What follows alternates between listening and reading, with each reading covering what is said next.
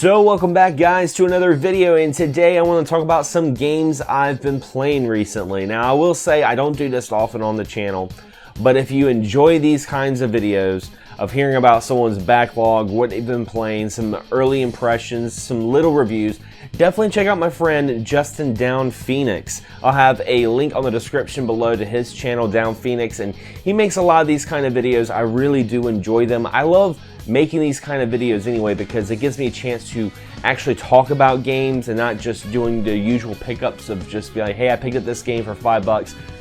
I don't know anything about it. I'm gonna put it on the shelf. I really like a little bit more in-depth reasons of why I play some of the games that I do. So the first game I want to talk about is actually a really interesting one. Last year I did a review on Touhou Genzo the Wanderer.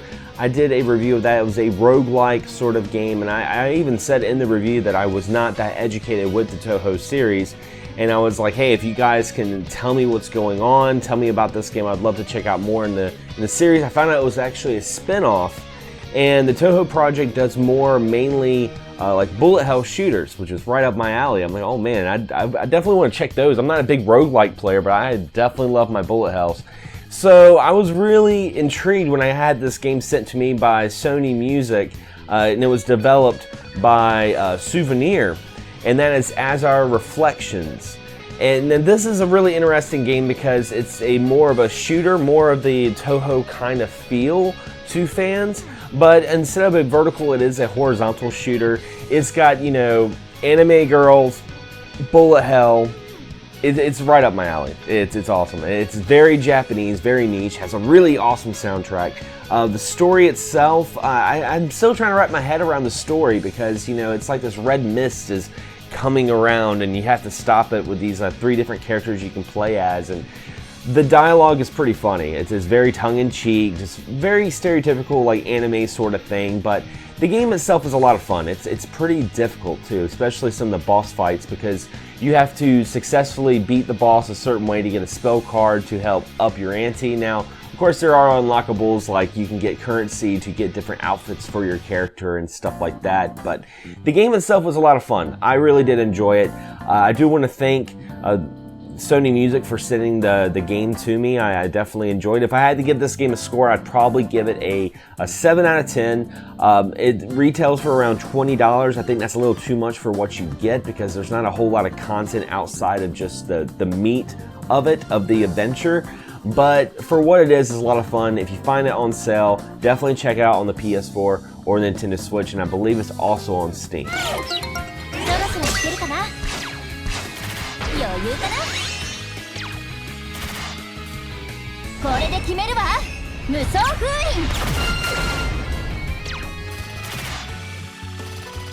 Now, speaking of shooters, I love old school arcade 90s shoot 'em ups, and this game right here I'm going to talk about I found on accident just browsing through my arcade selection on the Raspberry Pi, this game called Hot Dog Storm.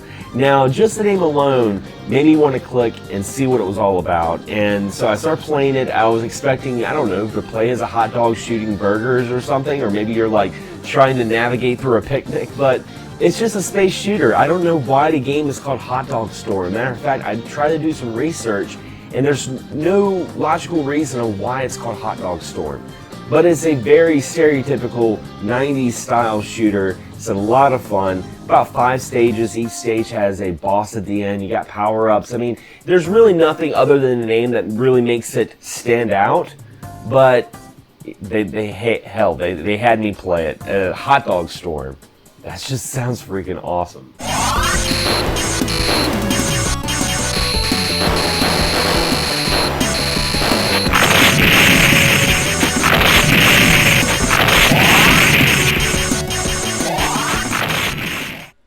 Now, one of the things I absolutely love about the Nintendo Switch is the arcade ports.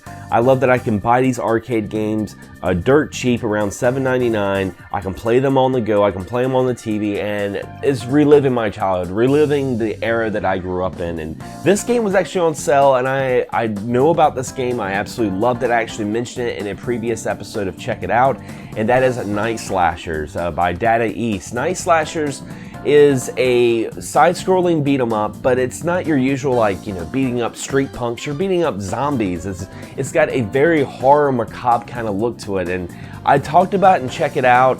I absolutely loved the game, and I was like, you know, it sucks that this game has not came out for any sort of console. The only way to play it was through emulation, but now you can buy an official copy on the Nintendo Switch, and right now, as I'm making this video, it's only $3.99. So for like $4, you're playing a game exclusively off the arcades, and it is definitely a really fun game.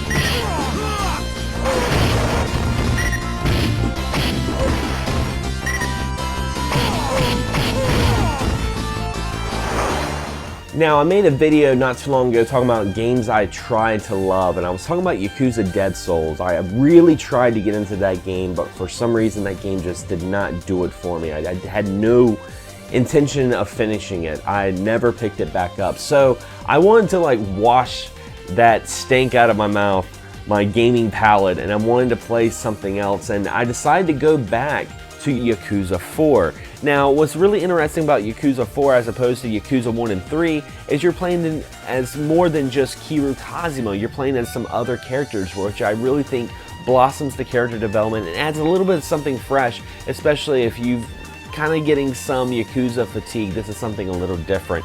I mean, you start the game out playing as Akiyama, who is a loan shark with a heart of gold, with a troubling past. I thought that was really awesome. The side quests and mini games that we grew to love with Yakuza is full throttle in this title. Hell, I think I spent hours just playing Virtual Fighter Pachinko in Yakuza 4. I absolutely had a blast with that. And what I love about Yakuza series is the fact that you can put the game down for like months on end, pick it back up, and you know exactly what you're doing. I knew exactly where I needed to go. I knew exactly what was going on with the story. So I went back and started playing it, and shortly after I started going back and playing it, now you can get the HD remaster on PSN. And I do have to say, if you want to play the HD remaster, you can get it now, or you can do like myself. I'm waiting until February to get the Yakuza Collection Physical Edition. It's a special edition that comes with all the physical copies, and it comes with a physical copy of Yakuza 5, which is one that I've been really wanting to play, but I haven't wanted to really spend $40 on PS3, you know, like a PS3, PSN game. I haven't really wanted to spend $40 on that, so I've been trying to wait, and I'm glad that I did, because now in a couple months after I'm done with Yakuza 4, I can go to Yakuza 5. I've already beat 6, but I don't really go in order anyway.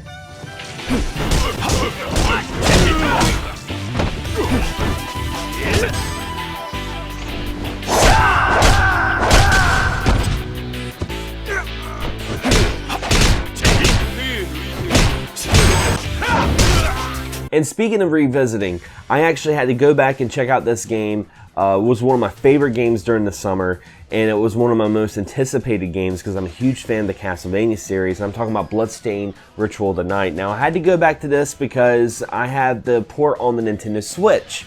And, you know, the port on the Nintendo Switch has its issues. I still enjoyed it, but I did notice, you know, long load times, frame rate issues, some input lag. But it didn't hinder my experience per se, but I knew it could be better, so I was waiting for a patch, and they finally made a patch for it. And, you know, visually, they said it would be improved visually. I don't really see too much of an improved look-wise. You guys are seeing the comparison, but I will say the load times are immensely faster. There are some frame issues still during the tower, where you're going up and down the tower in a certain part of the game before you battle the dragons, that it still kind of lags a lot.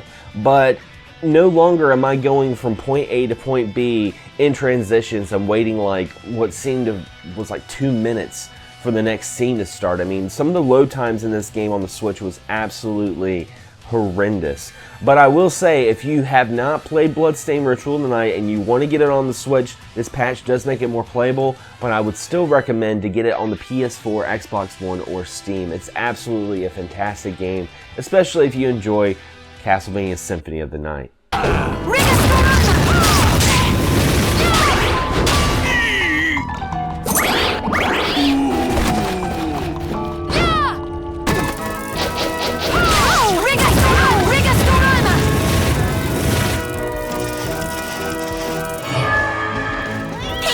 And the last game I want to talk about is a game called Untitled Goose. Now, this is really interesting. This is a game I saw a lot on social media. A lot of folks were posting about it. And it came out around the same time as Link's Awakening. So, of course, I got Zelda instead of a game where you play as a goose because I thought that maybe this was kind of gimmicky. I was thinking maybe it was like Goat Simulator or I Am Bread, where it was one of those games that was fun to play, but it didn't really have a whole lot of substance to it. Well, I could be so wrong about that. This is an awesome, really quirky goose game where you're just trying to solve certain puzzles and make events just very unfortunate for humans. One of the things that I loved about this game is, like, you know, there were certain things that you had to do, like you had to make someone quote unquote buy an item twice. Now what I mean by that is there was like a kid playing with an airplane, and what I had to do is make him drop the airplane, you know, and take the airplane and put it somewhere else, like in a little corner store, so when he saw it, he would pick it up, and the person would make him rebuy the plane that he was just playing with. You know, little things like that. It was a very, very interesting game, and, you know, me and my girlfriend have a very weird inside joke with geese anyway, because we would hang out and go to park and, you know, go on little dates, and I would pull out my phone and play like goose mating calls when there were geese, and one time they all started attacking each other and flying over our heads, and we were like freaking out because geese are very evil creatures to begin with. So I kind of wanted to play the game because I was like telling her, I'm like, hey, I get to play as those geese that went and chased us around and honked everywhere. And I cannot recommend this game enough. This game is a lot of fun. I believe it's like 15 bucks on the eShop, and I believe it's also on Steam. But I've been playing it on the Switch. I've been absolutely loving it. Weirdly enough, it's becoming one of my games of the year. It's not too long either. It's not a really long game, but man, what a joyride.